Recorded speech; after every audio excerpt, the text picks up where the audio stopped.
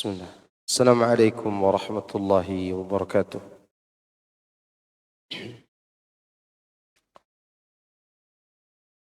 إن الحمد لله نحمده ونستعينه ونستغفره ونعوذ بالله من شرور أنفسنا وسيئات أعمالنا. من يهده الله فلا مضل له ومن يضلل فلا هادي له. وأشهد أن لا إله إلا الله وحده لا شريك له. وأشهد أن محمدا عبده ورسوله صلى الله عليه وعلى آله وأصحابه أجمعين وسلم تسليما كثيرا مزيدا. أما بعد، يا أيها الذين آمنوا اتقوا الله وقولوا قولا سديدا يصلح لكم أعمالكم ويغفر لكم ذنوبكم ومن يطع الله ورسوله فقد فاز فوزا عظيما. أما بعد، فإن أصدق الحديث كتاب الله وخير الهدي هدي محمد صلى الله عليه وسلم. شر الأمور محدثاتها فإن كل محدثة بدعة كل بدعة ضلالة وكل ضلالة في النار. Jemaah sekalian, a'azani Allah wa iyyakum. Alhamdulillah, kita bersyukur atas nikmat pertemuan ini, yaitu nikmat berkumpul di majelis zikir, majelis ilmu, yang mana Nabi SAW menyebutkan majelis ilmu itu adalah salah satu taman dari taman-taman surga. Idza marartum biriyadil jannah farta'u. Qalu ya Rasulullah wa ma riyadul jannah? Qala hilaku dzikri. Apabila kalian melewati taman-taman surga, maka mampirlah dulu. Kemudian para sahabat bertanya, apa yang engkau maksud dengan taman surga ya Rasulullah? Beliau sallallahu alaihi wasallam menjawab, yaitu halaqah zikir, atau yang disebut dengan majelis ilmu. Nah, insyaallah kita akan melanjutkan pembahasan kita dari surat Al-Hasyr.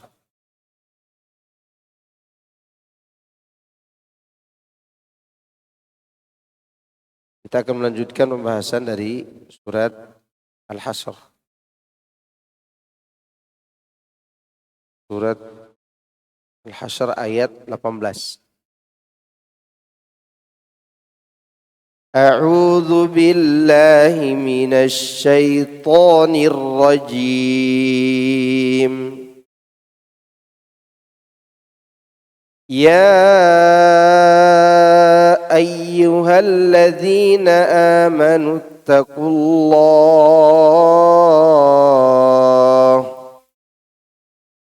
Ya ayyuhalladzina amanu ittaqullaha wal tanzur nafsum ma qaddamat lighad wattaqullaha innallaha khabirum bima ta'malun.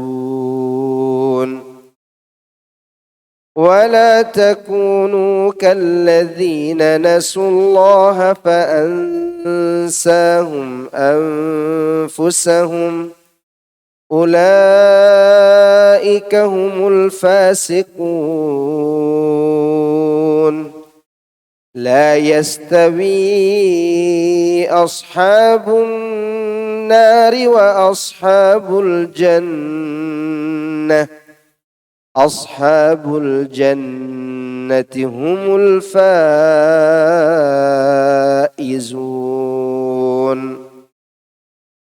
لو أنزلنا هذا القرآن على جبل لرأيته خاشعا متصدعا من خشية الله وتلك الأمثال نضربها للناس لعلهم يتفكرون هو الله الذي لا إله إلا هو عالم الغيب والشهادة هو الرحمن الرحيم هو الله الذي لا إله إلا هو الملك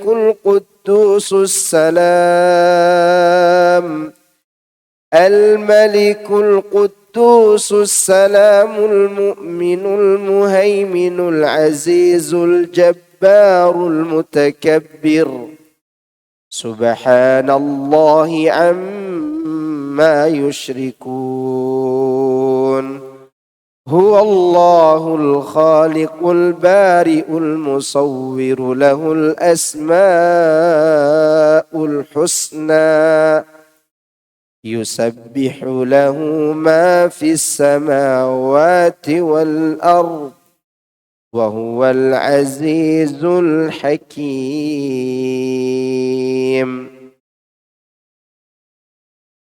Coba dibaca Pak Soni artinya. Hai orang-orang yang beriman, bertakwalah kepada Allah dan hendaklah setiap diri memperhatikan apa yang telah diperbuatnya untuk hari esok akhirat. Dan bertakwalah kepada Allah, sesungguhnya Allah Maha mengetahui apa yang kamu kerjakan. Dan janganlah kamu seperti orang-orang yang lupa kepada Allah, lalu Allah menjadikan mereka lupa kepada diri mereka sendiri. Mereka itulah orang-orang yang fasik, tidak sama penghuni-penghuni neraka dengan penghuni-penghuni surga. Penghuni-penghuni surga itulah orang-orang yang beruntung. Kalau sekiranya kami menurunkan Al-Quran ini kepada sebuah gunung, pasti kamu akan melihatnya tunduk terpecah belah disebabkan takut kepada Allah. Dan perumpamaan-perumpamaan itu kami buat untuk manusia supaya mereka berpikir. Dialah Allah yang tidak ada ilah yang hak selain Dia, yang mengetahui yang gaib dan yang nyata. Dialah yang maha pemurah lagi maha penyayang. Dialah Allah yang tidak ada ilah yang berhak diibadahi selain Dia, Raja, yang maha suci, yang maha sejahtera, yang mengaruniakan keamanan, yang maha memelihara, yang maha perkasa, yang maha kuasa, yang memiliki segala keagungan. Maha suci Allah dari apa yang mereka persekutukan. Dialah Allah yang menciptakan, yang mengadakan, yang membentuk rupa, yang mempunyai nama-nama yang paling baik. Bertasbih kepadanya apa yang ada di langit dan di bumi. Dan dialah yang maha perkasa lagi maha bijaksana. Baik. Surah Al-Hasyr ayat 18. Imam Ahmad menukilkan dari Al-Munzir bin Jarir dari ayahnya, dia berkata, kami pernah bersama Nabi sallallahu alaihi wasallam di permulaan siang. Lantas ada suatu kaum yang mendatangi beliau dalam keadaan tidak beralas kaki, tidak berpakaian, membungkus diri dengan kulit macan atau sejenis mantel dengan menyandang pedang. Kebanyakan mereka berasal dari Mudor. Bahkan seluruhnya berasal dari suku Mudor. Spontan raut wajah Rasulullah SAW pun berubah. Manakala melihat keadaan mereka yang demikian miskin itu. Kemudian beliau masuk lalu keluar lagi. Dan memerintahkan Bilal mengumandangkan azan. Maka Bilal mengumandangkan azan. Kemudian iqamah, lalu beliau mengerjakan salat. Setelah itu beliau berkhutbah dan beliau berkata, Ya ayyuhan nasu اتقوا ربكم الذي خلقكم من نفس واحدة إلى آخر الآية.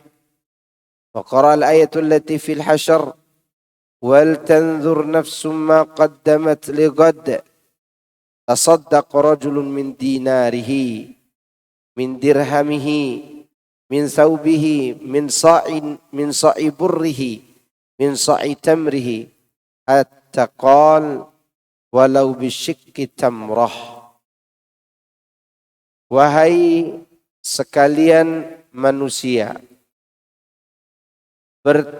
bertakwalah kepada Allah yang telah menciptakan kalian dari jiwa yang satu sampai akhir ayat. Maksudnya, ya ayuhan nasu taqu rabbakum alladzi khalaqakum min nafsin wahidah wa khalaqa minha zawjaha wa batha minhuma rijalan katsiran wa nisaa'a.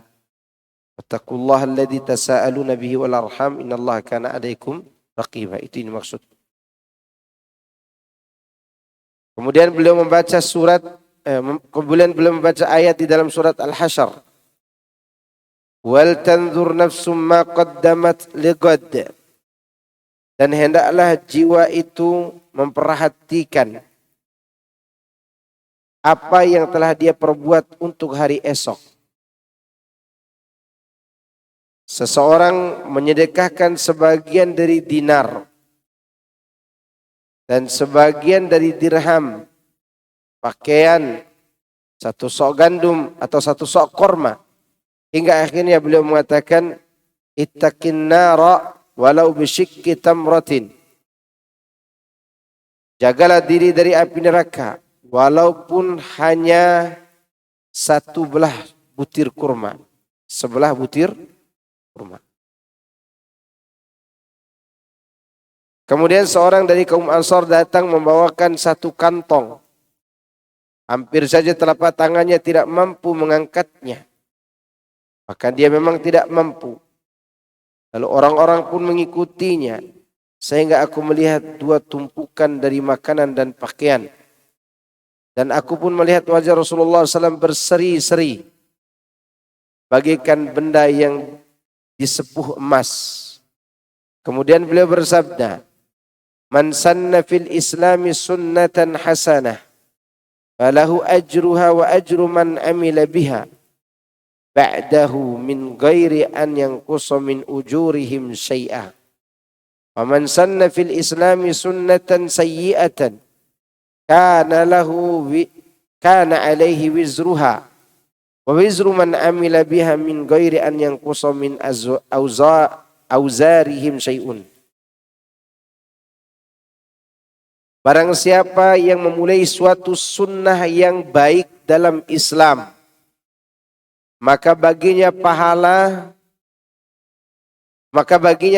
sunnah yang baik itu dan pahala orang-orang yang melakukannya sesudah dirinya tanpa mengurangi dari pahala tersebut sedikit pun. Sebaliknya barang siapa yang memulai suatu sunnah yang buruk dalam Islam, maka baginya dosa sunnah yang buruk itu dan dosa orang-orang yang melakukannya tanpa mengurangi dosa-dosa mereka sedikit pun. Hadis ini diriwayatkan oleh Imam Muslim tanpa Imam Bukhari melalui penuturan Syu'bah dengan sanad seperti tersebut. Dengan demikian firman Allah, ya ayyuhalladzina amanu taqullah, ini merupakan perintah untuk senantiasa bertakwa kepadanya dan mencakup pelaksanaan semua perintah dan meninggalkan semua larangan. Jadi tadi Nabi SAW ketika melihat orang-orang miskin, di antara yang boleh perintahkan apa? Bersedekah. Dan jangan remehkan sedekah itu. Bahkan setelah mati pun ada orang yang mau hidup kembali, keinginannya mau apa? Sedekah. Ingin bersedekah. Wal tanzur nafsum ma qaddamat liqad. Dan hendaklah setiap diri memperbaiki apa yang telah diperbuatnya untuk hari esok. Jadi yang kita lakukan hari ini adalah bekal kita untuk hari esok. Maksudnya ialah hisaplah diri kalian sebelum dihisap oleh Allah. Dan lihatlah apa yang telah kalian tabung untuk diri kalian sendiri berupa amal soleh untuk hari kemudian serta pada waktu bertemu dengan Rabb kalian. Jadi kita disuruh bersiap-siap dengan amal soleh. Apa perbekalan yang paling bagus? Tazawwadu fa inna khairaz zadit taqwa. Berbekallah kalian karena sebaik-baik bekal adalah takwa. Dan takwa itu kalau diartikan secara umum melaksanakan perintah Allah sesuai dengan cahaya dari Allah. Melaksanakan perintah Allah atas cahaya dari Allah demi mengharap surganya. Dan menjauhi larangan Allah di atas cahaya dari Allah karena takut nerakanya.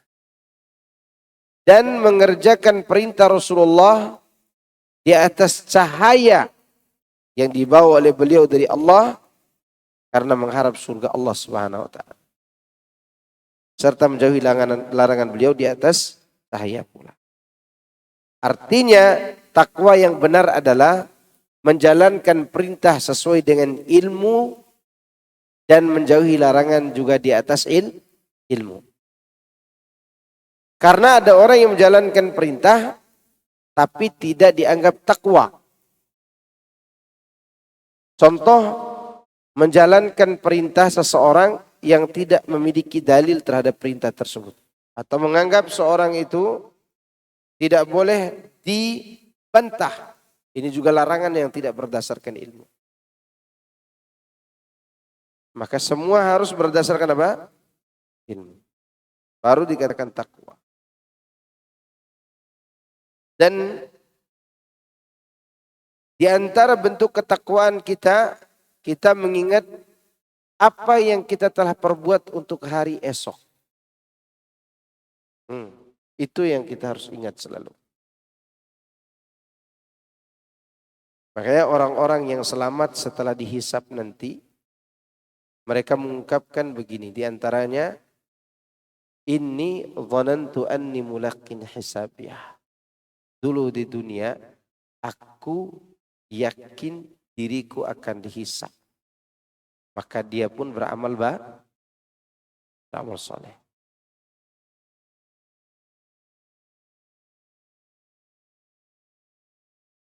Wattaqullah. Allah pun mengulangi lagi. Dan bertakwalah kepada Allah. Innallaha khabirum bima ta'malun. Sesungguhnya Allah maha teliti terhadap apa yang kamu kerjakan. Maksudnya, ketahuilah bahwa sesungguhnya Allah mengetahui seluruh perbuatan sesungguhnya Allah mengetahui seluruh perbuatan kalian serta keadaan kalian. Ini semua diketahui oleh Allah Subhanahu wa taala. La ya'zubu anhu misqalu dzarratin fis samawati wala fil ardi wala asgharu min dzalika wala akbar illa fi kitabim mubin.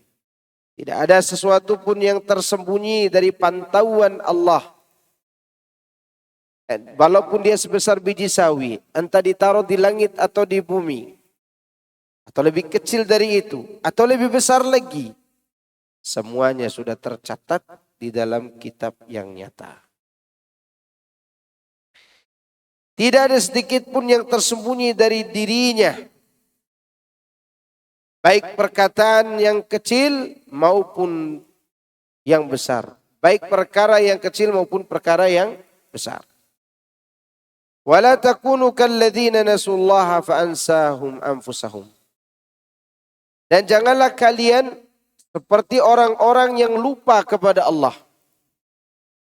Lalu Allah menjadikan mereka lupa kepada diri mereka sendiri.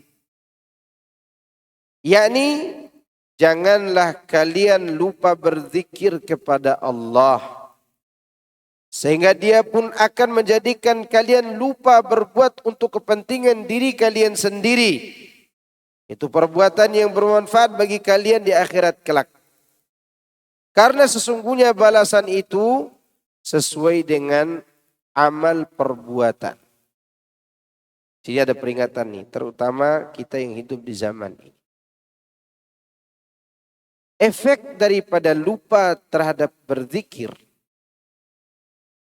efek buruk terhadap lupa zikir kepada Allah atau tidak mau berzikir kepada Allah, yaitu kita dijauhkan dari amal soleh yang menjadi bekal kita nanti di akhirat. Wal'iyadzubillah. Makanya orang yang sering berzikir, amalnya akan selalu diperbaiki. Orang selalu berzikir, beristighfar, berzikir, beristighfar, maka Allah akan perbaiki amalnya. Mana dalilnya? Ya ayyuhalladzina amanu taqullaha wa qulu qawlan sadida yuslih lakum a'malakum wa yaghfir lakum dhunubakum wa may yuti'illaha wa rasulahu faqad faza fawzan 'azima. Wahai orang-orang yang beriman, bertakwalah kepada Allah dan ucapkan ucapan yang lurus. Niscaya Allah akan memperbaiki amal kalian dan mengampuni dosa-dosa kalian. Barang siapa yang taat kepada Allah dan Rasulnya, maka sungguh dia telah mendapatkan keberuntungan yang besar. Perhatikan, waqulu qawlan sadida. Ucapkanlah ucapan yang lurus. Yang dimaksud diantaranya adalah sering-sering berzikir kepada Allah. Di antara efek baiknya, yuslih lakum a'malakum. Sebaliknya, lupa kepada Allah akan membuat kita jauh dari amal yang seharusnya menjadi bekal bagi kita nanti di hari kiamat.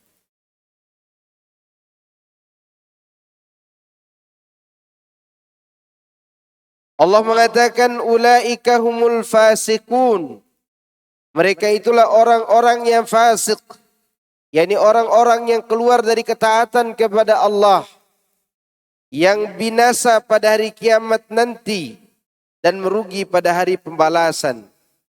Perhatikan perkataan Ibnu Katsir ini. Orang fasik itu siapa mereka? Itu mereka yang keluar dari ketaatan.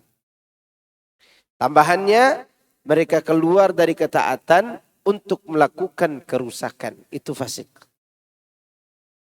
Fasik itu keluar dari ketaatan, keluar dari kebaikan untuk melakukan kerusakan. Maka tikus itu dijuluki Huwaisiqah. Huwaisiqah bentuk kata kecil. Artinya pelaku fasik kecil. Tikus itu. Maka dijuluki apa? Huwaisiqah. Kalau orangnya besar namanya fasik. Kalau kecil Huwaisiqah. Kenapa tikus dikatakan demikian? Karena dia keluar dari sarangnya, dari lubangnya untuk melakukan kerusakan. Kabel mesin cuci dimakannya, digigitnya. Apa dia lapar? Apa dia makan itu kabel? Enggak, dia hanya merusak. Dia merusak kabel itu, bahkan dia merusak kabel mobil Anda. Terkadang tiba-tiba ada dalam pakaian. Tapi saya belum pernah melihat tikus gigit uang. Ya, mungkin tikus besar mungkin. Itu contoh pengajaran Allah dengan alam.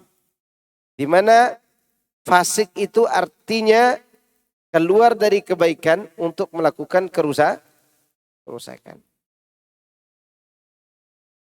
Berarti orang-orang ini mengerti agama enggak? Mengerti. Dia tahu Allah itu disembah. Allah itu harusnya diingat. Allah adalah zat yang maha mulia, yang ditaati. Mereka tinggalkan. Makanya banyak dikatakan fasik itu terhadap siapa? Orang-orang Yahudi. Ya. Mereka keluar dari kebenaran untuk melakukan kerusakan. Sebagaimana ayat berikut, ya ayyuhalladzina amanu la tulhikum amwalukum wala auladukum an dzikrillah wa may yaf'al dzalika faulaika humul khasirun. Hai orang-orang yang beriman, janganlah harta-hartamu dan anak-anakmu melalaikan kamu dari mengingat Allah. Barang siapa yang melakukan perbuatan demikian, maka mereka itulah orang-orang yang merugi. Selain fasik, merugi. Kapan meruginya? Ketika perkara-perkara yang kita cintai menghalangi kita dari mengingat Allah. Makanya anak, istri, harta disebut apa? Fitnah. Dan fitnah ini tidak selamanya buruk, tidak selamanya baik.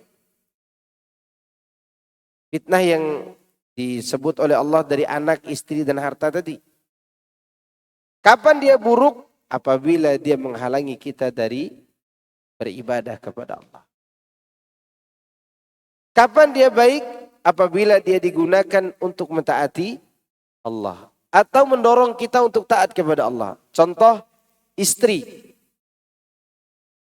Jika seorang istri mendukung suaminya untuk taat kepada Allah dan beriman, maka dia menjadi harta terbaik di dunia ini. Padahal dia juga fitnah. Bahkan Allah katakan musuh. Musuh di dalam selimut. Bukan hanya musuh di dalam selimut. Musuh di dalam diri bahkan. Kapan dia jadi musuh? Ketika dia menghalangi suaminya untuk taat kepada Allah. Atau menyuruh suaminya untuk berbuat maksiat. Emangnya bapak-bapak yang koruptor itu dengan gaji 200 juta belum cukup? Cukup. Yang tidak cukup itu adalah istrinya. Kecuali yang dirahmati oleh Allah Subhanahu wa ta'ala. Maka oleh karenanya jemaah sekalian, Allah mengingatkan kita. Jangan sampai semua itu membuat kita lalai dari mengingat dan beribadah kepada Allah Subhanahu wa ta'ala. Kemudian selanjutnya Allah mengatakan, la yastawi ashabun nari ashabul jannah. Tidak akan pernah sama antara penghuni-penghuni neraka dengan penghuni-penghuni surga. Maksudnya para penghuni surga dan penghuni neraka itu tidak akan sama di hadapan hukum Allah pada hari kiamat nanti. Dan di dalam ayat yang lain terdapat dalil yang menunjukkan bahwa Allah memuliakan orang-orang baik dan menghinakan orang-orang yang jahat.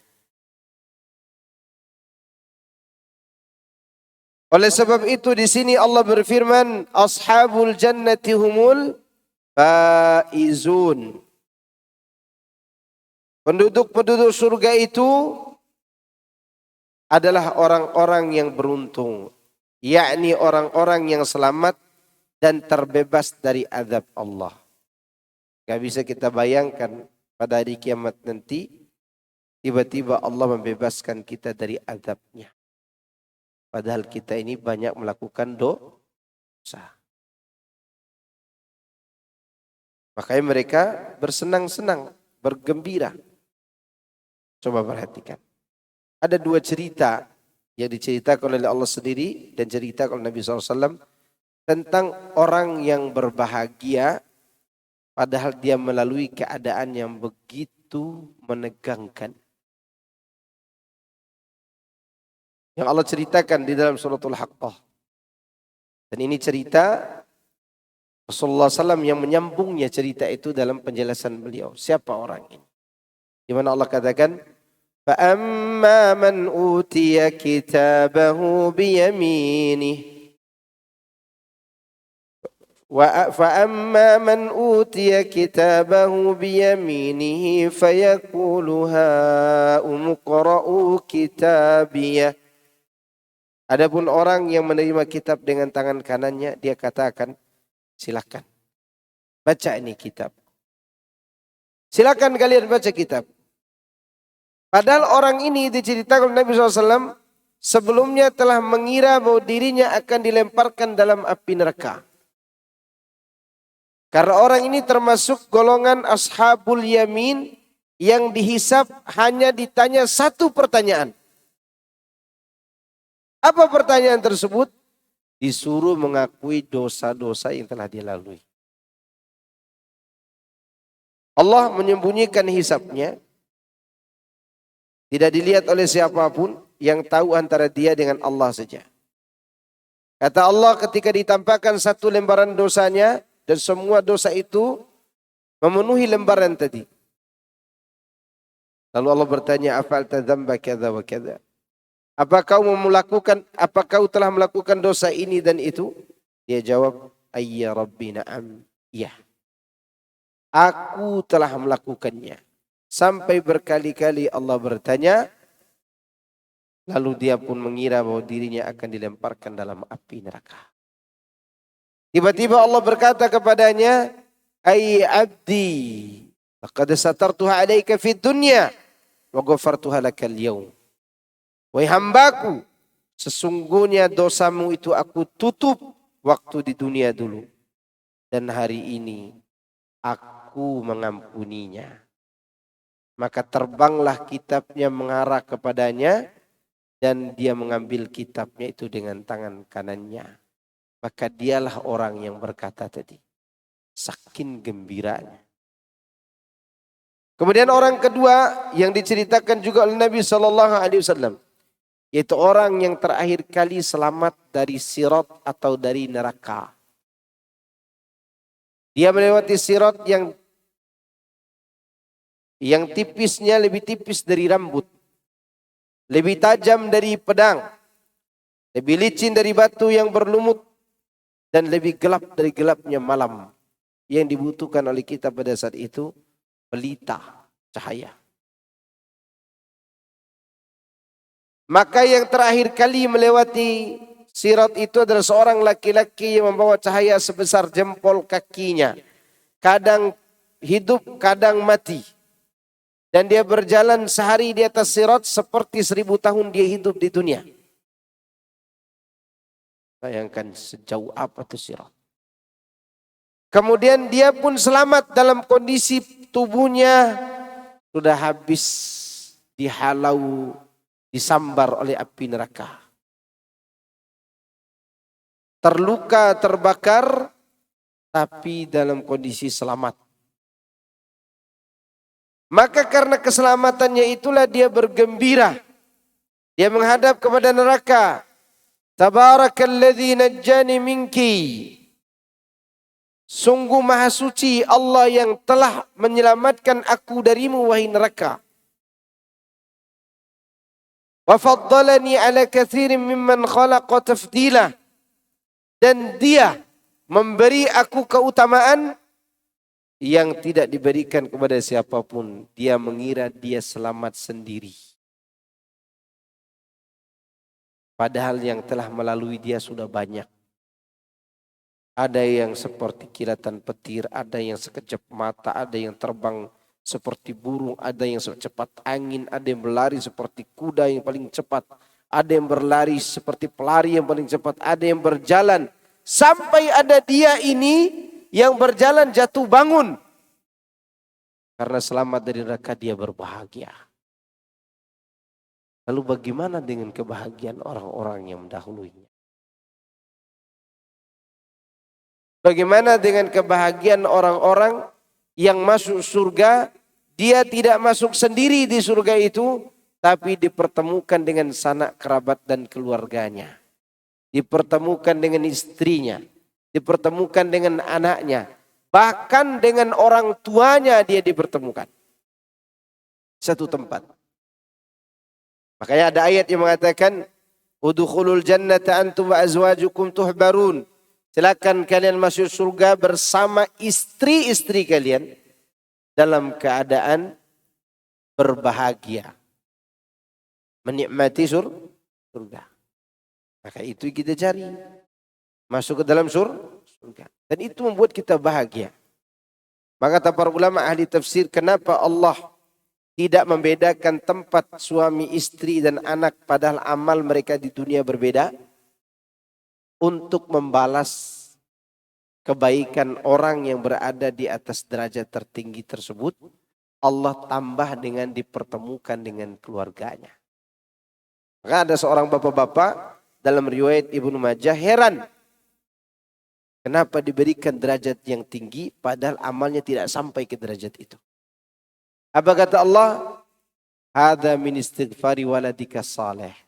Inilah hasil istighfar anakmu yang soleh. Tapi ini istighfar anak yang soleh. Bukan istighfar anak yang durhaka. Ya kalau dia durhaka, ya main-main dengan istighfarnya. Tidak akan pernah sampai. Demikian juga sebaliknya, kalau ada anak ditempatkan di tempat yang berbeda dengan orang tuanya. Orang tuanya di derajat tertinggi. Anaknya tidak sampai ke sana amalnya. Allah akan angkat anaknya. Tadi kan seorang bapak ngikutin anak. Sekarang anak mengikutin bapaknya. Yang penting di antara mereka tidak ada yang murtad atau berbuat kemusyrikan. Maka Allah pertemukan. Dan pertemuan itu ada dua jenis. Ada pertemuan yang permanen, ada pertemuan sesekali. Apakah bertemu dengan istri, anak, dan orang tua tadi permanen? Atau sesekali dipertemukan oleh Allah? Jawabannya permanen. Sedangkan yang bertemu sesekali adalah bertemu dengan kawan-kawan. Dengan teman-teman. Makanya ada waktu bertemu. Antara seorang sahib dengan sahibnya. Tapi itu tidak permanen. Maka berbahagialah penduduk surga itu. Oleh karenanya Allah katakan, ashabul jannati humul faizun. Penduduk surga itu merekalah orang-orang yang berbahagia. Semoga Allah masukkan kita ke dalam surganya. Kemudian ayat berikutnya. Ayat 21. Tadi sudah dibacakan ayatnya. Artinya, kalau sekiranya kami menurunkan Al-Quran ini kepada sebuah gunung, pasti kamu akan melihatnya tunduk terpecah belah disebabkan takut kepada Allah. Dan perumpamaan itu kami buat untuk manusia supaya mereka berfikir. Dialah Allah yang tidak ada ilah yang berhak diibadahi selain Dia, yang mengetahui perkara gaib dan yang nyata. Dialah yang maha pemurah lagi maha penyayang. Dialah Allah yang tidak ada ilah yang berhak diibadahi selain Dia. Raja yang maha suci. Raja yang maha suci, yang maha sejahtera, yang mengaruniakan keamanan, yang maha memelihara, yang maha perkasa, yang maha kuasa, yang memiliki segala keagungan. Maha suci Allah dari apa yang mereka persekutukan. Dialah Allah yang menciptakan, yang mengadakan, yang membentuk rupa, yang mempunyai nama-nama yang paling baik. Bertasbihlah kepadanya apa yang ada di langit dan di bumi. Dan Dialah yang maha perkasa lagi maha bijaksana. Pada firman-Nya ini Allah mengagungkan perkara Al-Quran dan menjelaskan kedudukannya yang tinggi. Maka itu seyogyanya seluruh hati manusia tunduk kepadanya serta terpecah belah mendengarnya. Artinya tunduk terpecah belah di sini kayaknya terjemahan yang kurang tepat untuk bahasa kita. Luluh hatinya. Hatinya apa? Luluh. Ternyuh. Hendaklah hati mereka tunduk kepada Al-Quran dan hatinya luluh dan ternyuh ketika mendengarnya. Karena di dalamnya terdapat janji yang benar dan ancaman yang tegas. Oleh karena itu Allah katakan, "Lau anzalna hadzal Qur'an ala jabalin la ra'aitahu khashi'an mutasaddian min khasyatillah." Kalau sekiranya kami menurunkan Al-Quran ini kepada sebuah gunung, pasti kamu akan melihat gunung itu tunduk terpecah disebabkan takut kepada Allah. Yakni jika gunung yang perkasa dan keras, seandainya ia memahami makna Al-Quran ini, lalu merenungkannya, niscaya ia akan tunduk terpecah belah karena rasa takut kepada Allah. Lalu bagaimana bisa patut bagi kalian, wahai sekalian umat manusia, kalau hati kalian tidak bersikap lunak, tunduk serta patuh karena rasa takut kepada Allah. Padahal kalian dapat memahami perintah Allah dan merenungkan kitabnya. Artinya ini pertanyaan. Ya. Kenapa hati kalian tidak bersikap seperti itu? Kenapa hati kalian tidak bersikap lunak, tunduk, serta patuh karena takut kepada Allah? Padahal kalian bisa memahami isi Al-Quran itu. Lalu Allah menyebutkan, وَتِلْكَ الْأَمْثَالُ نَضْرِبُهَا لِلنَّاسِ لَعَلَّهُمْ يَتَفَكَّرُونَ. Dan perumpamaan-perumpamaan itu kami buat untuk manusia supaya mereka berfikir. Dengan demikian Allah memberitakan umat manusia ketika turun Al-Quran kepada mereka supaya mereka mengambilnya dengan rasa takut yang mendalam lagi penuh ketundukan. Makanya semakin bersih hati seorang, dia akan semakin ternyuh dengan Al-Quran. Dan dia tidak akan pernah kenyang dari Al-Quran. Dan semakin bagus, semakin suci hati seorang, dia akan semakin butuh kepada Al-Quran. Maka kenapa orang-orang kafir tidak mau menerima Al-Quran? Sebabnya karena kotornya hati. Maka jika kita mulai malas baca Al-Quran, itu pertanda bahwa di hati kita ada kotoran. Dan itu kita sendiri yang tahu kondisi kita. Mau tahu ada kotoran yang kita tidak tahu, kita tidak mengerti di dalam hati kita ketika kita tidak membaca Al-Quran. Ketika kita jauh dari Al-Quran. Maka oleh karena itu surat yang pernah kita bahas, surat Al-Mutaffifin, wa idza tutla alaihim ayatuna qala asatirul awwalin.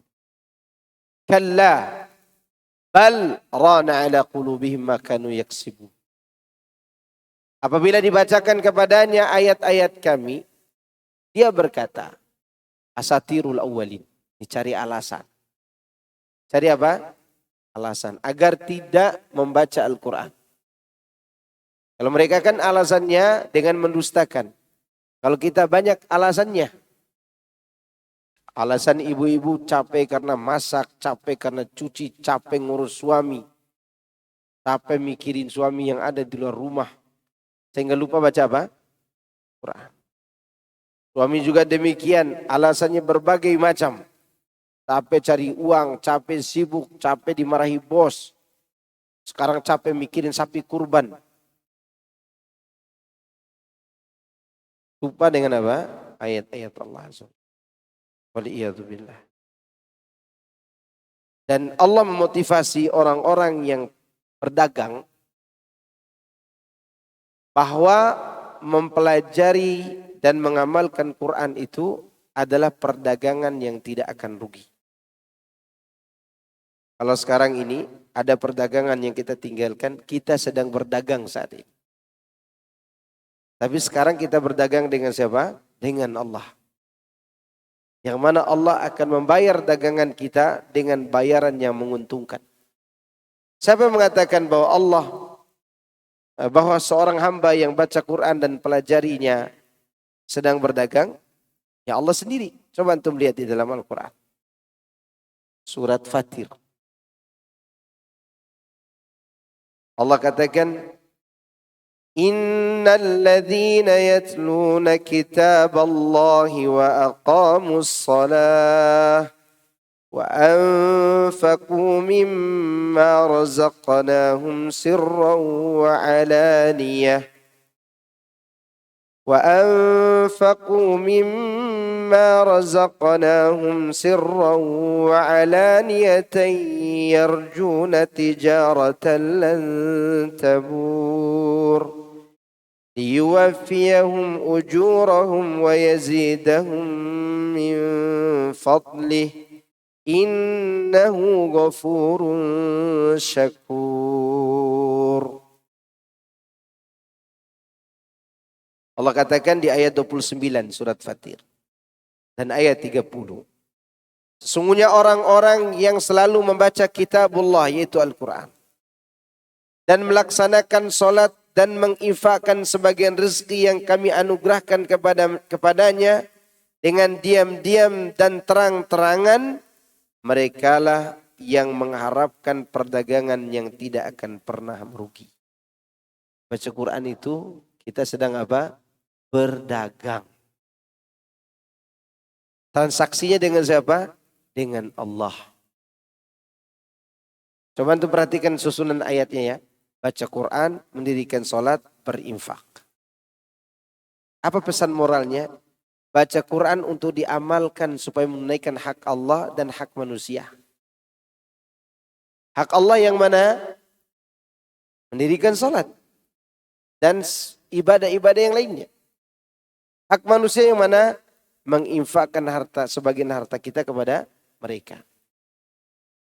Caranya sembunyi-sembunyi atau terang-terangan. Karena ada amal yang disembunyikan, ada yang dinampakkan. Sholat berjamaah sembunyi-sembunyi atau terang-terangan?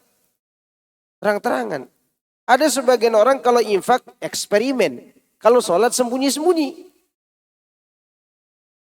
Salah praktek gak itu? Salah. Ya, sholat itu dilakukan berjamaah di masjid. Berarti nampak. Baik. Itu yang dilakukan oleh hamba-hamba ini sehingga mereka mengharapkan perdagangan yang tidak merugi. Apa balasan dari Allah? Agar Allah memberikan kepada mereka pahala-pahala mereka.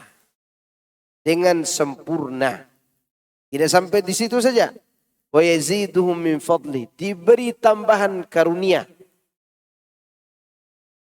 Innahu ghafurun syakur. Sungguhnya dia maha pengampun lagi maha bersyukur. Berterima kasih atau membalas. Ya. Ini ada tawaran dari Allah. Bahwa belajar Quran dan mengamalkannya adalah kita sedang melakukan transaksi dagang dengan Allah. Yang tidak akan pernah curang terhadap hambanya. Baik, kita lanjut. Ini mengenai kemuliaan Al-Quranul Karim. Di dalam hadis mutawatir telah ditegaskan bahwa Nabi SAW dibuatkan sebuah mimbar. Sebelumnya setiap kali berkhutbah, beliau berdiri di satu batang pohon kurma yang ada di dalam masjid. Tatkala mimbar itu pertama kali dipasang, datanglah beliau untuk berkhutbah lalu melewati batang kurma untuk menuju kepada mimbar. Pada saat itu batang pohon kurma tersebut merintih seperti rintihan anak kecil. dan berhenti setelah mendengarkan zikir dan wahyu di sisinya. Menurut sebagian riwayat, Al-Hasan Al-Basri berkata, setelah mengutip riwayat ini, maka kalian lebih berhak untuk merindukan Rasulullah SAW daripada batang kurma tadi. Batang kurma itu merindukan siapa? Rasulullah SAW. Kenapa? Karena dia sering mendengar Rasulullah membaca ayat-ayat Allah. Batang kurma. Maka yang lebih layak untuk merindukan beliau siapa? Kita. Karena batang kurma itu adalah benda mati. Benda mati saja ketika diizinkan oleh Allah untuk menikmati Al-Quran yang dibacakan, maka dia rindu kepada si pembacanya. Kita tidak tahu apakah tiang-tiang masjid ini akan menjadi saksi kita di hari kiamat nanti, kita nggak ngerti. Itu semua rahasia Allah. Tapi yang jelas semua akan menjadi saksi.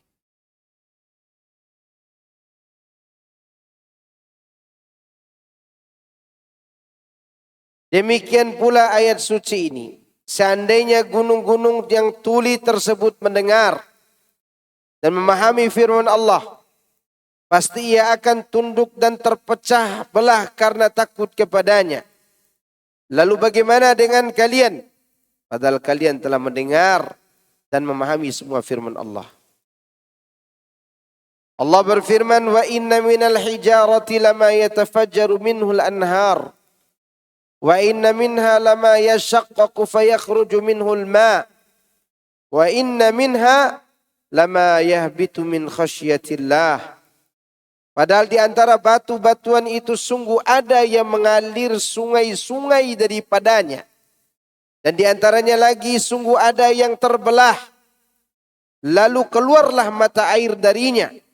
Dan di antaranya sungguh ada yang meluncur jatuh karena takut kepada Allah. Kalau lihat batu jatuh, dia takut kepada siapa? Kepada Allah. Jatuh dari mana? Jatuh dari atas tebing.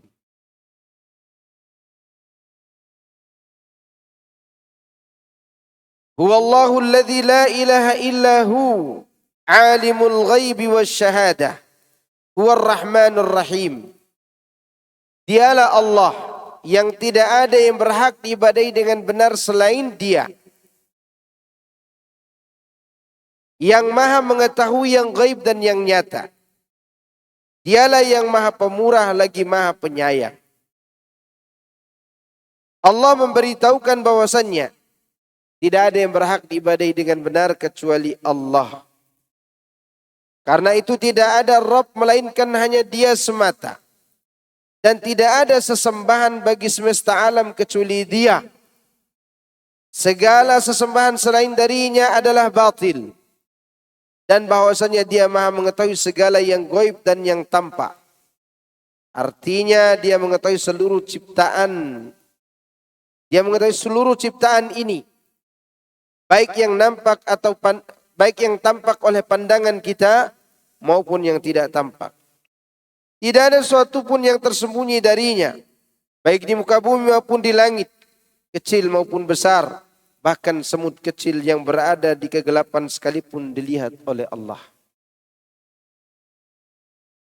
Huwar Rahmanur Rahim. Dia yang maha pemurah lagi maha penyayang. Penafsiran ini telah dikemukakan di penafsiran surat Al-Fatihah. Surat Al-Fatihah kita bahas tahun berapa? 2014. Iya kan? Kita mulai 2014. Sekarang 2024. Berarti 10 tahun yang lalu. Masih ingat? Apa arti Ar-Rahmanur Rahim? Ya, waktu itu ibu-ibunya masih 5 orang, 6 orang ya. Tidak tahu.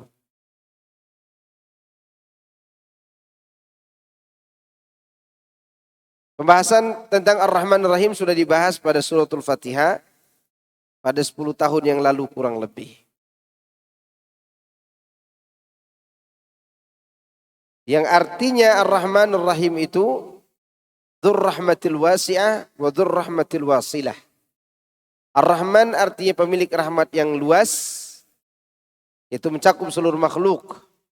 Sedangkan Ar-Rahim pemilik rahmat kasih sayang yang dikhususkan buat orang yang beriman.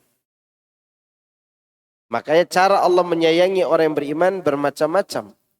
Kadang diberi kekayaan supaya dia tidak murtad dengan kemiskinannya. Kadang Allah memberikan kesederhanaan, tidak dikayakan terlalu kaya dan tidak juga dimiskinkan. Terkadang ada yang dijauhkan dari jabatan, harta dan semua kemewahan untuk menjaga dia dari kesombongan. Itu cara Allah menyayanginya dari nama Ar-Rahim. Adapun Rahman, pemilik rahmat yang luas mencakup rahmat bersifat dunia maupun bersifat hidayah. Dan rahmat Allah itu luas. Kata Allah, wa rahmati wasi'at kulla syai'. Dan rahmatku meliputi segala sesuatu. Disebutkan dalam hadis qudsi, inna rahmati ghalabat ghadabi. Rahmatku mengalahkan amarahku. Makanya nanti di hari kiamat ada orang-orang yang tidak jelas tempat tinggalnya ke surga atau neraka. Maka dia ditempatkan di mana? Di Al-A'raf. Nah, coba antum lihat suratul A'raf. Wa 'alal a'rafi rijalun ya'rifuna kullam bisimahum. Di atas A'raf itu ada rijal. Di atas A'raf itu ada rijal. Ya'rifuna kullan bisimahum. Lihat surah Al-A'raf ayat 47. Saya ulangi ayatnya. Wa bainahuma hijabun. Afwan. Surat Al-A'raf ayat 46. Surat Al-A'raf ayat 46, 47. Wa bainahuma hijabun wa 'alal a'rafi rijalun ya'rifuna kullam bisimahum. Wa nadaw ashabal jannati an salamun 'alaikum. Lam yadkhuluha wa hum yatma'un.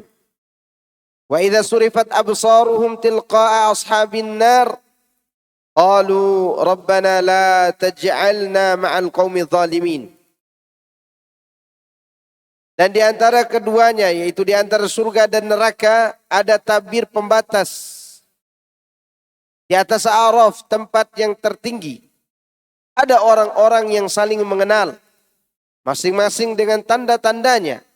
Mereka menyeru penghuni surga, wahai penghuni surga, keselamatan, kesejahteraan atas kalian.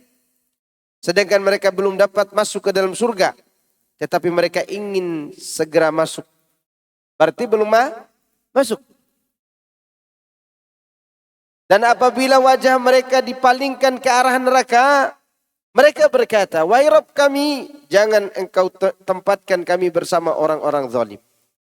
Siapa sih orang-orang ini? Kok tidak jelas tempatnya di surga atau neraka? Mereka adalah disebutkan oleh para ulama dengan berbagai macam versi penafsiran. Di antaranya adalah orang yang kebaikan dan keburukannya sama ketika ditimbang. Itu penafsiran pertama. Penafsiran kedua, seorang anak muda yang dia mati syahid di medan tempur, tapi dia berangkat jihad tidak minta izin sama orang tuanya. Gara-gara dia tidak minta izin sama orang tuanya, dia terhalang masuk surga. Gara-gara dia mati syahid, dia tidak masuk neraka. Terus tempatnya di mana? Wa 'alal a'raf. Dua penafsiran inilah yang mendekati kebenaran. Kenapa? Karena dilihat dari tekstual ayatnya. Ketika mereka melihat penduduk surga, salam sejahtera atas kalian wahai penduduk surga. Hati mereka ingin masuk surga, tapi belum masuk. Begitu wajahnya diarahkan ke neraka, ya Allah jangan kau jadikan kami bersama orang-orang zalim itu. Lalu apa yang memasukkan mereka ke dalam surga? Amal tidak mungkin. Maka yang memungkinkan mereka masuk surga adalah firman Allah tadi dalam hadits kursi. Inna rahmati ghalabat qadabi. Sesungguhnya rahmatku mengalahkan amarahku. Maka mereka masuk surga. Makanya di ayat tadi, ayat ke 156 juga disebutkan dalam surat yang sama, suratul A'raf. Di mana Allah katakan, wa rahmati wasi'at kulla syai'. Dan rahmatku meliputi segala sesuatu. Kurang baik apa lagi Allah kepada kita? Masih kurang baik Allah kepada kita? Sudah terlalu baik. Lihat orang yang subhanallah, dia berada di tempat A'raf. Tapi karena itu bukan tempat akhir kehidupan manusia, maka Allah membuatnya masuk surga melalui apa? Rahmatnya. Semoga Allah masukkan kita ke dalam jannah. Ini mengenai rahmat Allah dalam ayat tadi. Ya, disebutkan pada pembahasan kita sebelum-sebelumnya bahwa Allah memiliki 100 rahmat. 100 rahmat. Satunya diturunkan di bumi ini. Satu. Yang diturunkan di bumi ini apa? Satu. 99 di mana? Surga. Dan satu ini akan dikembalikan lagi ke surga nanti. Satu. Satu nih. Seluruh makhluk mendapatkan karunia dari Allah. Baru satu rahmat. Bagaimana kalau Allah turunkan 7? Gak akan ada kuli bangunan. Dan tidak ada yang punya rumah karena tidak akan ada yang membangun rumahnya. Semua kaya. Semua dapat kebaikan. Tapi Allah menguji kita diturunkan satu rahmat untuk dibagi-bagikan. Ada yang bersifat hidayah, ada yang bersifat dunia. Baik. Huwa Allahu alladhi la ilaha illa huwa al-Malik.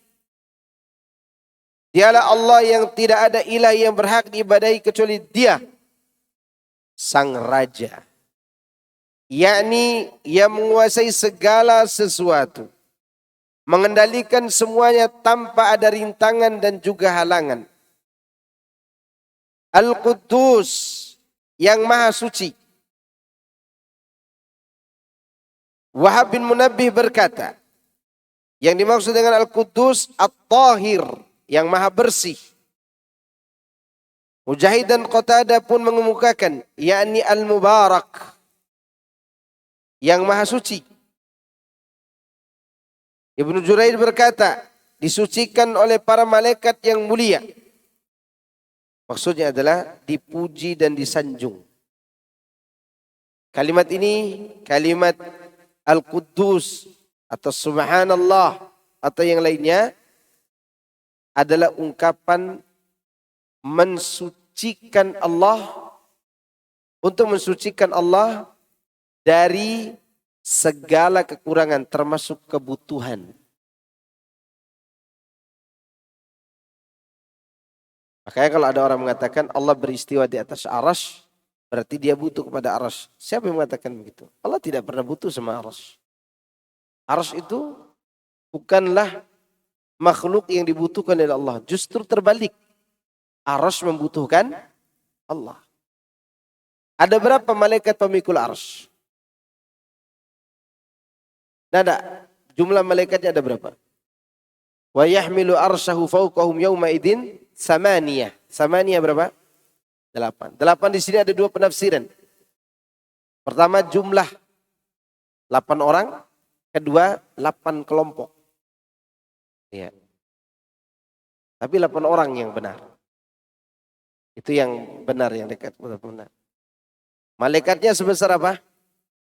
Antara daun telinga dia nih, jarak antara daun telinga dengan bagian lehernya atau pangkal lehernya ini, itu membutuhkan perjalanan 700 tahun. Pakai pesawat paling cepat. Bukan jalan kaki. Itu 8 pemikul arsy ini bertasbih kepada Allah. Disebutkan dalam surat Fatir ayat ke-6 kalau tidak salah.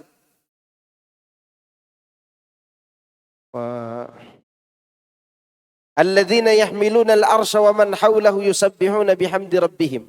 Perhatikan sampai di sini ayatnya. Yang memikul arsy dan yang ada di sekitarnya yusabbihuna bihamdi rabbihim. Mereka bertasbih mensucikan Allah dengan memujinya. Disebutkan dalam kitab-kitab tafsir termasuk tafsir Ibnu Katsir.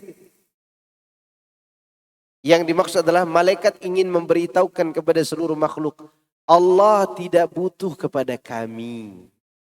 Maha suci Allah dari membutuhkan kami. Artinya malaikat ingin beritahukan supaya orang tidak berpikir malaikat memikul arsy berarti Allah butuh kepada malaikat. Tidak. Makanya mereka bertasbih untuk memberikan kabar Allah tidak butuh kepada mereka. Kalau butuh berarti tidak pantas ditasbihkan. Berarti ada kekurangan. Itu. Justru malaikat ingin memberitahukan dia maha suci dari membutuhkan kami. Itu maksudnya. Itu maha suci ya Allah. Kemudian assalam. Yakni selamat dari segala macam aib. Dan kekurangan karena kesempurnaannya dalam zat. Sifat dan perbuatan. Jadi Allah itu sempurna dalam zat. Sempurna dalam sifatnya. Sempurna dalam perbuatannya. Perbuatan Allah itu pasti mengandung salah satu dari 4 perkara. Makanya perbuatannya sempurna.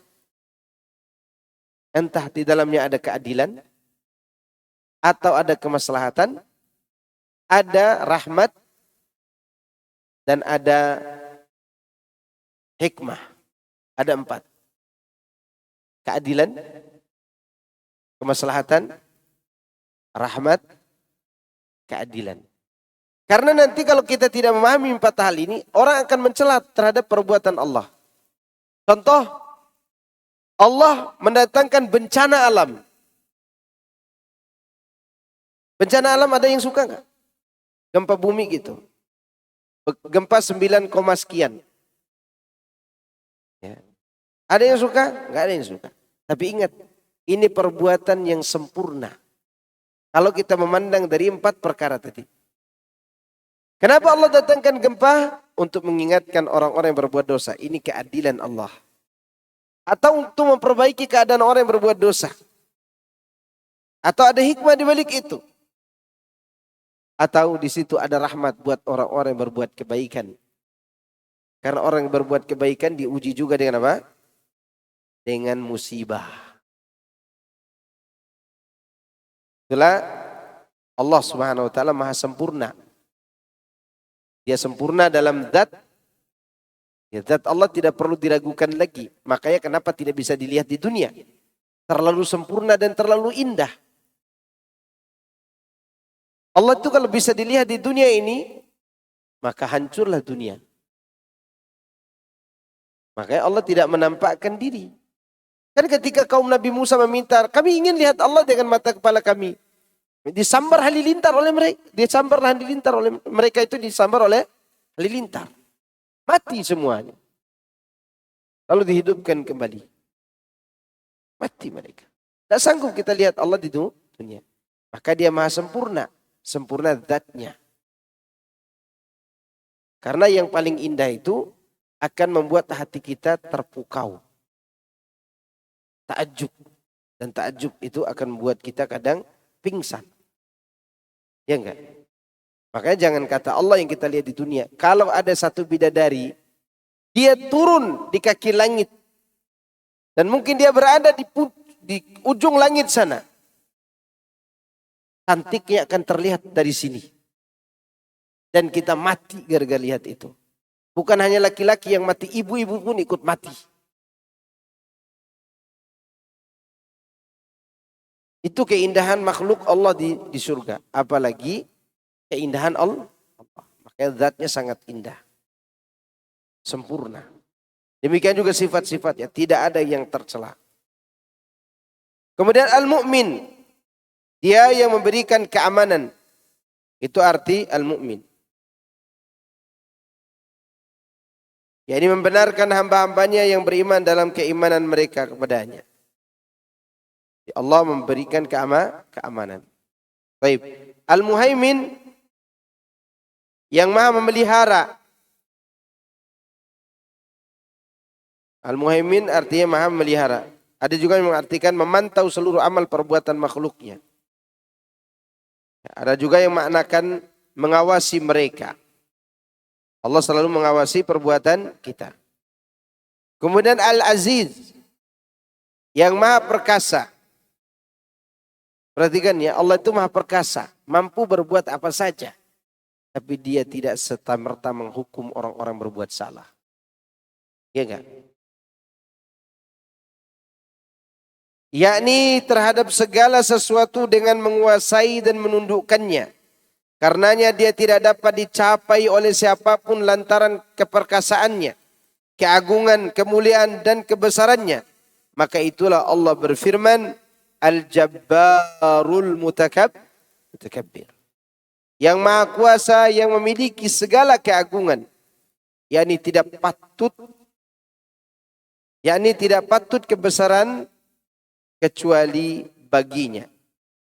Kebesaran yang dimaksud di sini adalah kesombongan. Ya, membesarkan diri. Ya, tidak ada yang patut melakukannya kecuali siapa? Allah saja. Dan tidak ada keagungan kecuali karena keagungannya. Sebagaimana dalam hadis yang sahih, Al-'azamatu izari wal kibriya'u ridai, faman naza'ani wahidan minhuma azabtuhu. Keagungan adalah kain kebesaranku, dan kebesaran atau kesombongan itu adalah selendangku. Barang siapa yang melepaskan salah satu dari keduanya dariku, pasti aku adab. Maksudnya siapa yang sombong, ya, siapa yang angkuh, siapa yang membesarkan diri, maka berarti dia ingin merebut hak Allah, maka Allah akan mengadabnya. Waliyadzubillah. Maka jangan sombong dengan ibadah kita, dengan ujub dengan ibadah. Baik. Al-Jabbar yang mencakupi yaitu maha kuasa terhadap seluruh makhluknya sesuai dengan kehendaknya. Qatadah mengatakan Al-Jabbar yakni yang mengurus seluruh. Ibnu Jarir mengatakan Al-Jabbar yakni yang mengurus seluruh urusan para makhluknya dan mengaturnya untuk kebaikan mereka. Qatadah mengutarakan Al-Mutakabbir yakni maha agung dari segala keburukan. Perhatikan Al-Jabbar. Dia mengatur seluruh urusan hambanya. Mau hamba itu ridho atau tidak, Allah mengatur. Karena tidak semua yang diatur oleh Allah disukai oleh makhluknya. Ya atau tidak? Ya atau tidak? Oke, contoh. Yahudi itu mereka tidak mau ikuti aturan Allah karena tidak sesuai dengan nafsu mereka. Mereka akui enggak Nabi Muhammad sebagai Rasul? Nah, secara lisan mereka akui enggak? Akui. Keyakinan akui, ilmu akui. Tapi mereka tidak mau tunduk kepada kerasulan Muhammad karena dia orang Arab. Bukan orang Bani Israel. Karena keturunan Nabi Ibrahim ada berapa suku besar yang antum tahu? Suku Arab, Bani Israel, Romawi. Suku Arab dari jalur siapa? Ismail. Yaitu bertemunya antara keturunan Nabi Ibrahim yang menikah dengan Hajar. Kemudian Nabi Ismail menikah dengan orang Yaman. Suku Jurhum. Maka jadilah Arab musta'ribah kemudian melahirkan Nabi Muhammad SAW. Yahudi dari Yakub. Yakub melahirkan dari Ishak dulu. Ishak melahirkan Yakub. Dan Ishak melahirkan juga saudara kandungnya Yakub. Nah, Yakub memiliki 2 istri. Ada kakak kandung. Waktu itu masih boleh berpoligami dengan saudari kandung. Nabi Yakub dari istrinya yang anak pertama, yang tertua dari 2 istrinya, melahirkan anak-anaknya yang membuang Nabi Yusuf itu. Ya. Dari istrinya yang adiknya, dia melahirkan Yusuf. Ya. Beda ibu, satu ayah. Tapi satu kakek semuanya. Karena kan adik kandung semua nih. Gitu. Maka dari Yusuf dan saudara-saudaranya lah berkembang Bani Israel. Dengan berbagai macam sifat mereka. Nah, dari mana Romawi?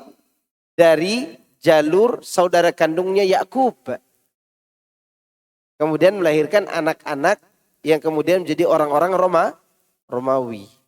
Maka 3 agama besar ini, Islam, Yahudi dan Nasrani, mengaku sebagai keturunan Nabi Ibrahim. Dari jalur yang berbeda. Nah, Yahudi tidak mau Nabi terakhir itu datang dari jalur Arab. Mereka mau dari jalur Bani Israel. Itu membuat mereka tidak terima ajaran agama ini. Padahal Allah sudah mengatur semuanya. Dan mereka tidak mau ikut aturan. Semua yang diatur Allah tidak semuanya disukai oleh manusia. Itu yang paling dibenci oleh orang Yahudi.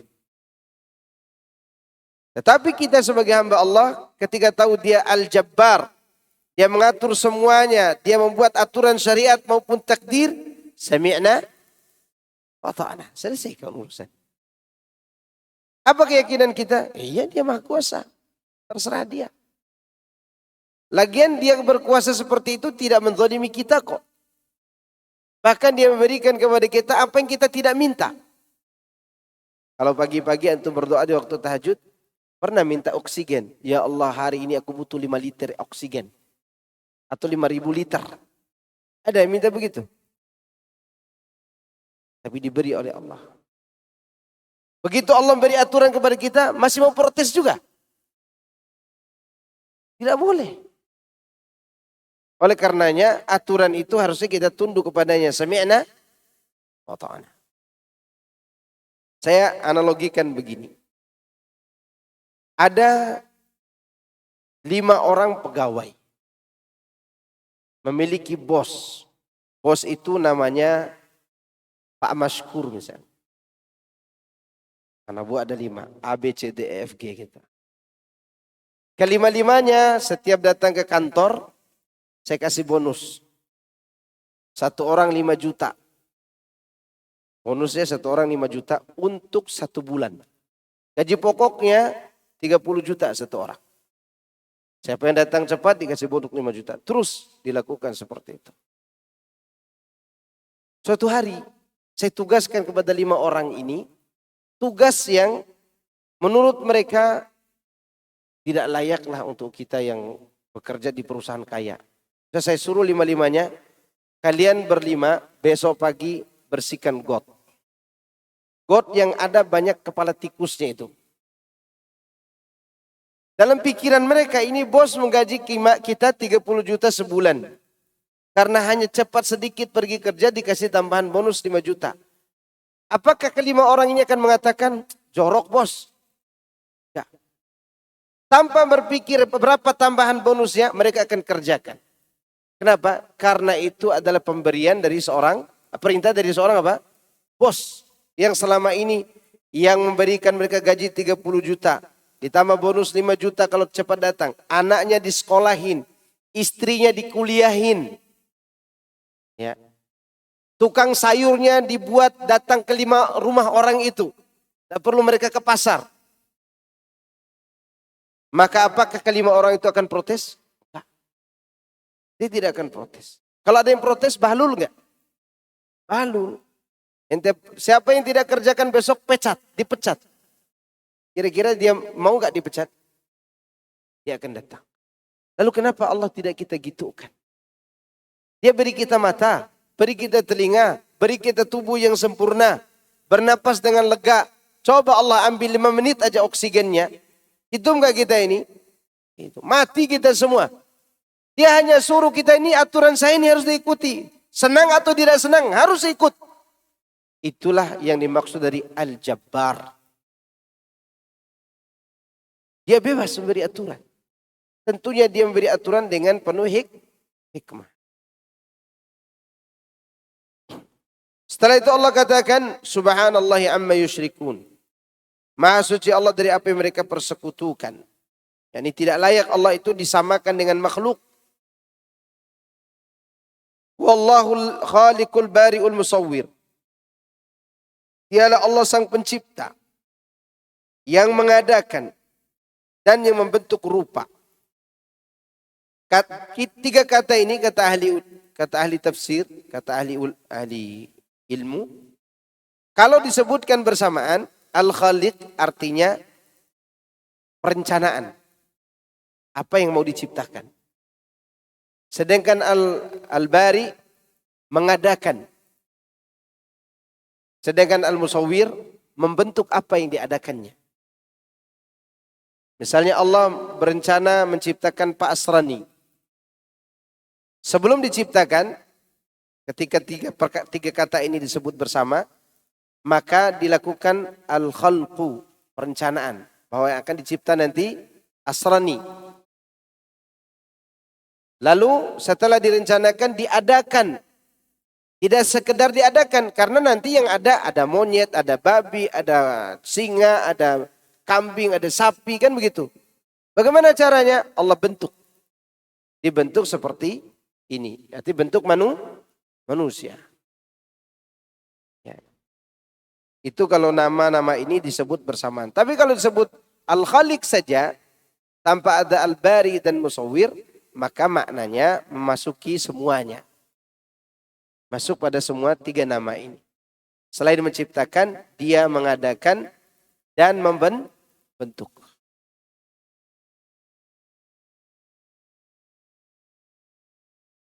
Allah yang menciptakan, yang mengadakan dan membentuk rupa berarti menetapkan. Al-khalqu itu berarti apa?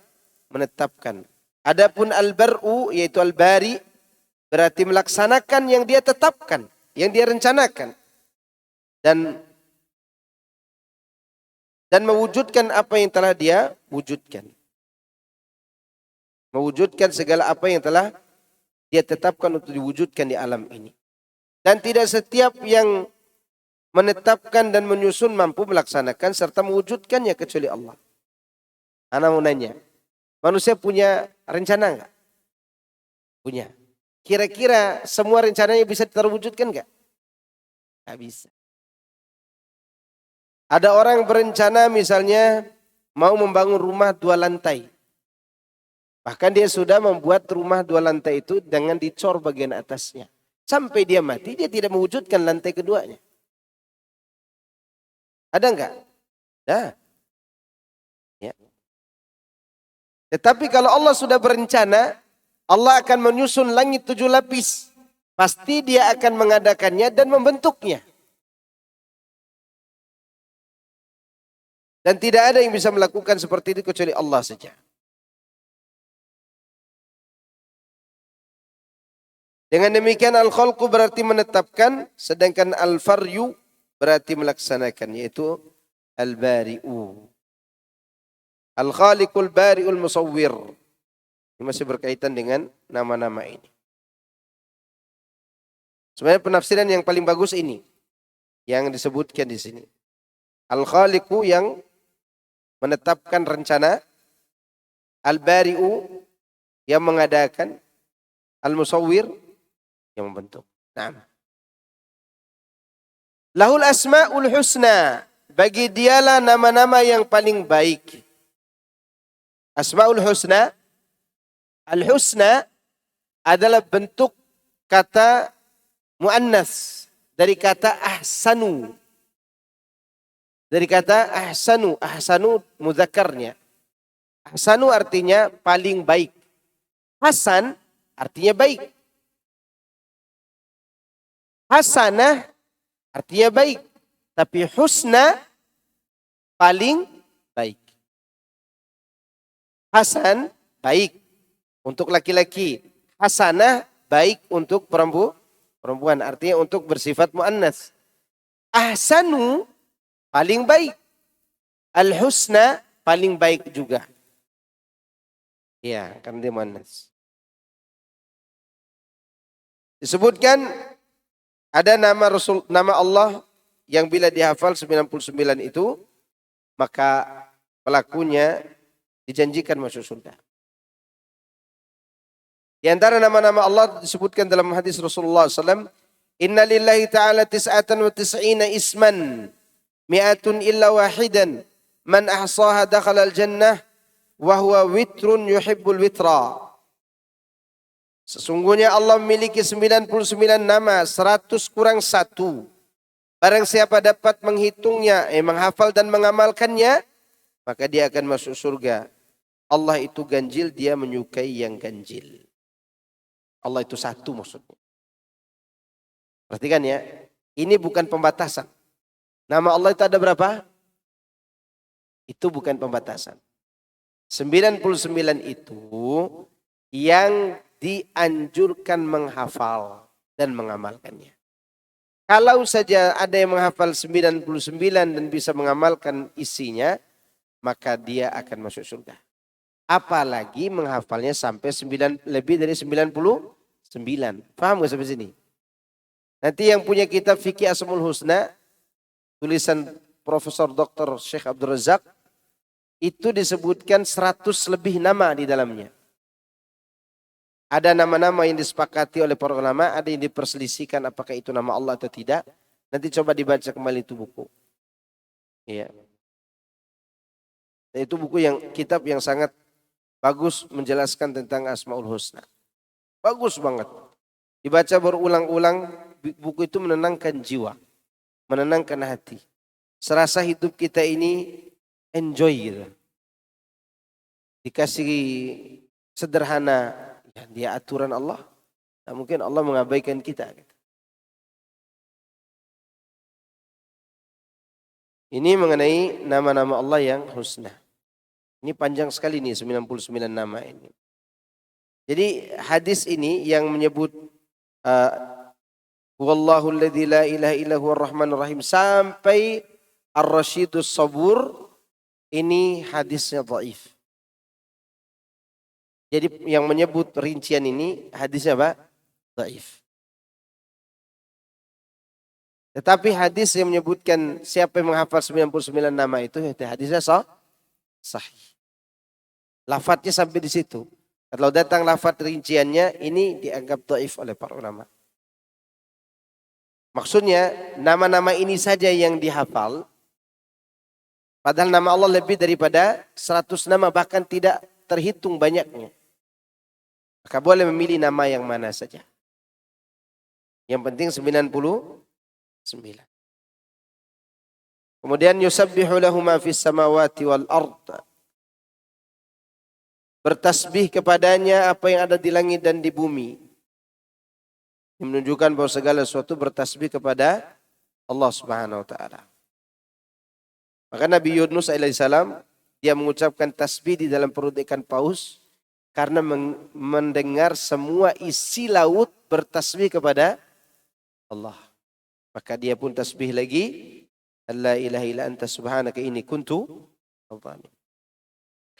Wa min syai'in illa yusabbihu bihamdihi. Dan sungguhnya tidak ada sesuatu pun melainkan bertasbih dengan memuji Allah. Wa huwal azizul hakim. Dan dia maha aziz, maha perkasa dan maha hakim. Hakim memiliki dua makna. Hakim memiliki dua makna. Pertama, dzul hikmah, pemilik hikmah.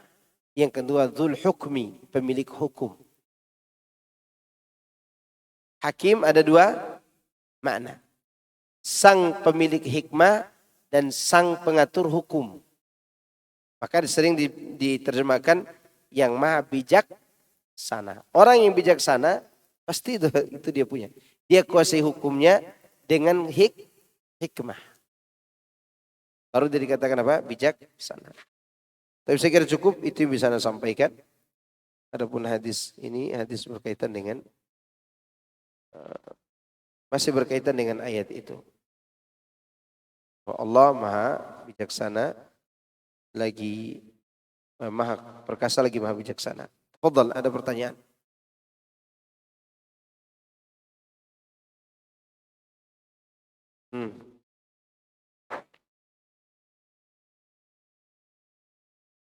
Cara mengamalkan Asmaul Husna. Apakah dihafal setiap hari dan dinyanyikan gitu? Enggak. Yang penting hafal di sini, terjaga di sini ada dua cara menjaga. Menjaga dengan membaca di kitab, kan terjaga juga kan dibaca nama-nama itu. Iya kan? Maka dulu para ulama ahli hadis disebut menghafal, kalau tidak menghafal di luar kitab, maka dianggap menghafal karena ada kitabnya. Yang kedua menghafal dengan hafal di dalam kepala, bukan di luar kepala. Karena di luar kepala dibawa angin. Dihafal di dalam kepala, dihafal dalam hati kita, lalu kita amalkan isinya. Tetapi tidak setiap hari harus 99. Setiap hari satu antum baca dari kitab tadi yang saya sebutkan. Dua antum hafal dan antum pahami, lalu berusaha mengartikan dengan baik dan mengamalkan isinya, maka termasuk usaha menjaga Asmaul Husna. Ada lagi? Mau tanya, ada yang beri nama dari Asmaul Husna ini? Itu? Tergantung. Ada yang tidak boleh dan ada yang boleh. Di antara yang tidak boleh adalah nama Allah. Nama Ar-Rahman. Nama Rabb disebutkan sendirian. Ya. Nama Rabb disebutkan apa? Sendirian. Misalnya ya Rabb. Seorang penguasa misalnya tidak boleh.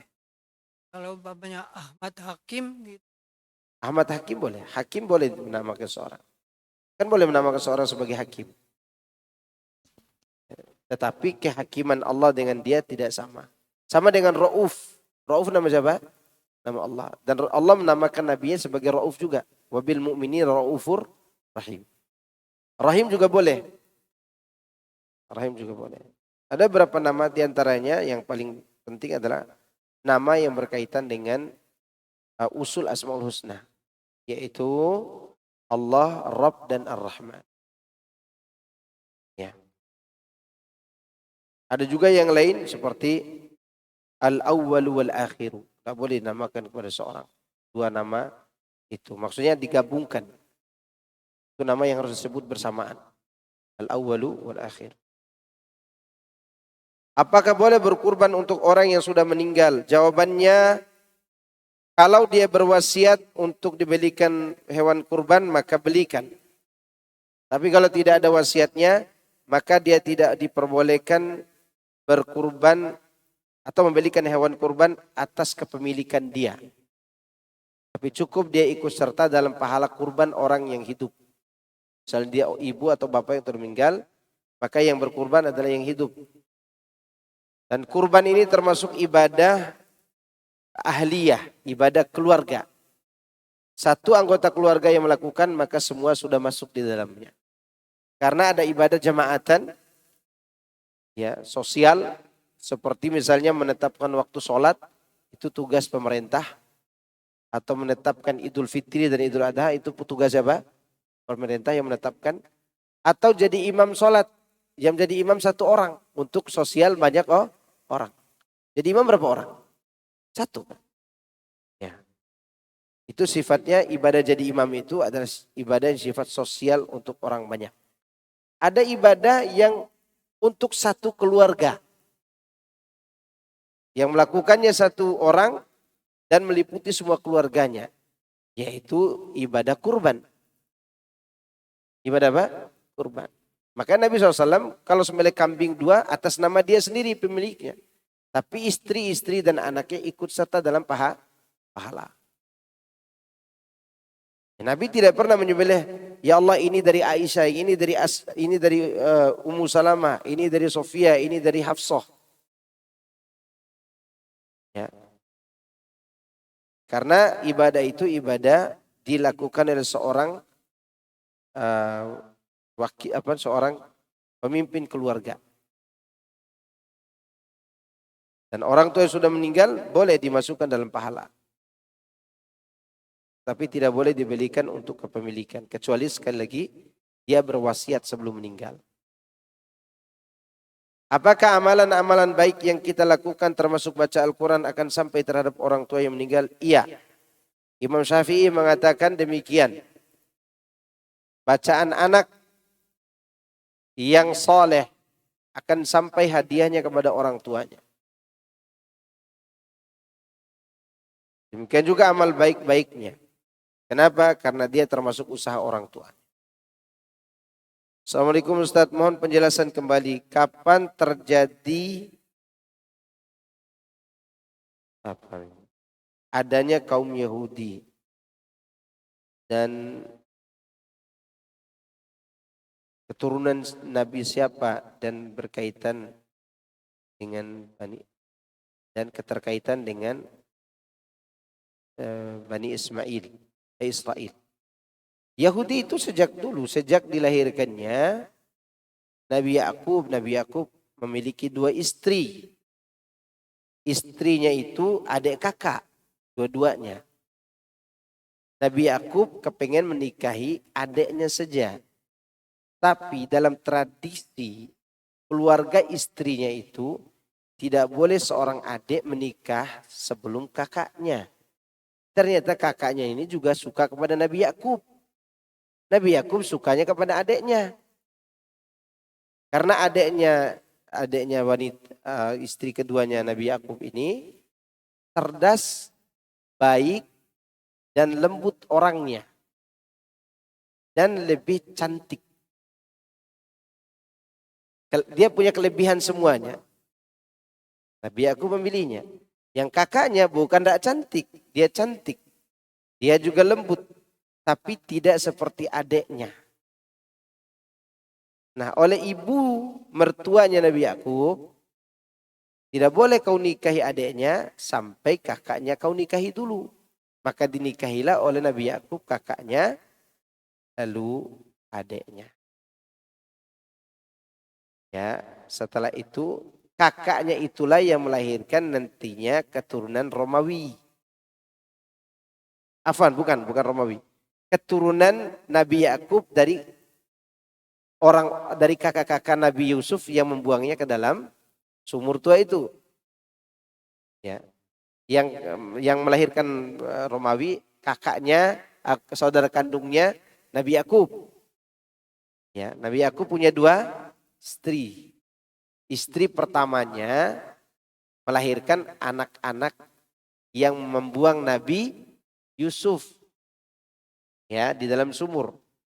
Dan istri keduanya melahirkan Yusuf. Yang menjadi nabi dari keturunan Nabi Yakub siapa?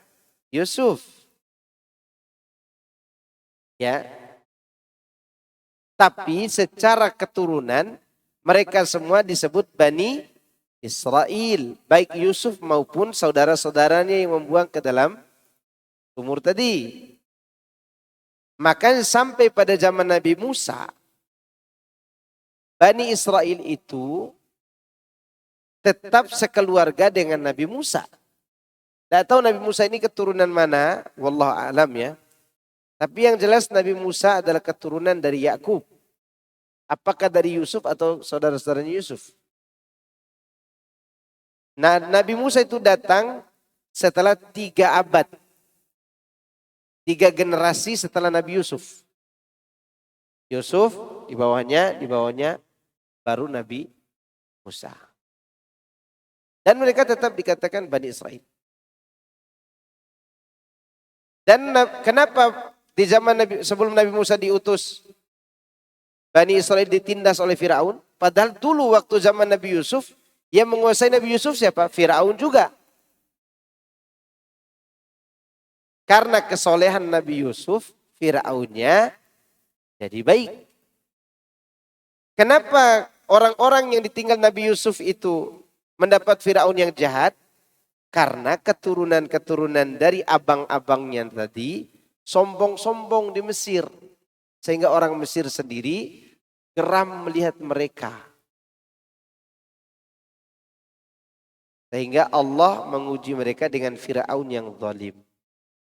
Baru diutus Nabi Musa. Maka setelah ditolong Nabi Musa membangkang lagi kan Bani Israel. Karena setelah Nabi Yusuf meninggal dunia, keturunan-keturunan Bani Israel itu banyak yang membangkang. Karena pembangkangannya lah didatangkan Firaun yang jahat itu untuk mengembalikan mereka ke dalam ajaran Nabi Yakub. Maka Nabi Musa mengembalikan mereka dalam keyakinan itu dan Allah tolong mereka. Setelah ditolong durhaka lagi. Karena memang itu kebiasaan Yahudi. Nah, Yahudinya dari mana penamaan itu?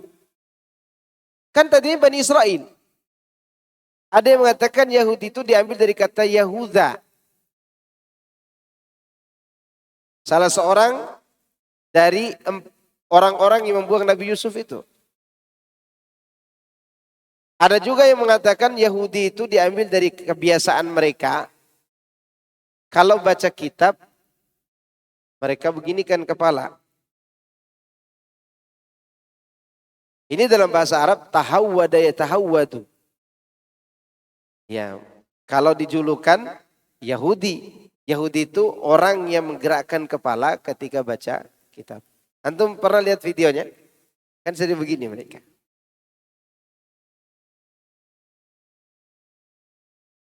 Itu asal muasal penamaan Yahudi. Wallahu a'lam. Yang jelas penamaan itu bukan penamaan samawi. Agama Nabi Yakub bukan agama Yahudi. Agama Bani Israel bukan agama Yahudi, tapi agama Islam. Dibuatlah sekte Yahudi.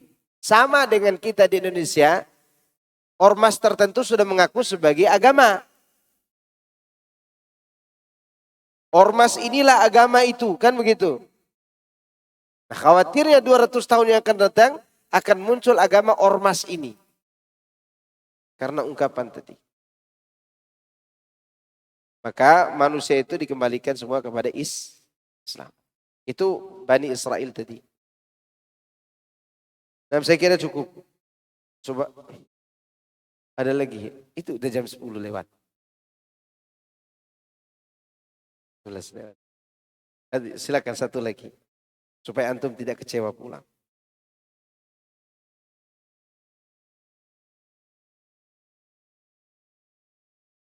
Ana pernah dengar kalau sesudah sholat isya kita boleh sholat sunnah di 2 rakaat. Mungkin sholat duha. Mungkin sholat. Tapi kan belum waktunya duha. Iya. Wallahu alam. Ana tidak tahu dalilnya ada atau tidak. Karena itu ibadah. Maka tinggalkan dulu. Ya. Subhanakallahumma wa bihamdika asyhadu an la ilaha illa anta astaghfiruka wa atubu ilaik. Wassalamualaikum warahmatullahi wabarakatuh.